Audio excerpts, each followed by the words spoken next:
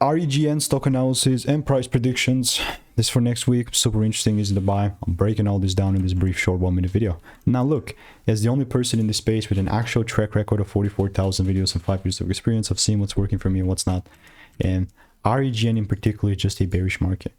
I have no ill intentions toward REGN whatsoever, but nothing changes the fact that it's in a bearish range, man. Like, it's been melting ever since 2024, like a year ago. This is when it started crashing. And the biggest factor for me will be just a solid double break above 6,417, right? With REGN, got 2 results here in the Discord, and unless I see like a solid double break, then there's just no way that I will look to sell.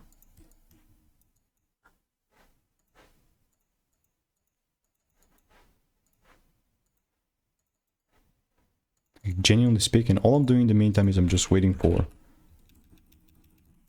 rules to be met. And if they're not met, bro, I'm just not gonna sell. Very simple. So all I'm doing is I'm just waiting for rules. So let me know what is your opinion. If you want to stay tuned and get my money making emails and insights, click the first link in the description, and I'll see you in the next one. Goodbye.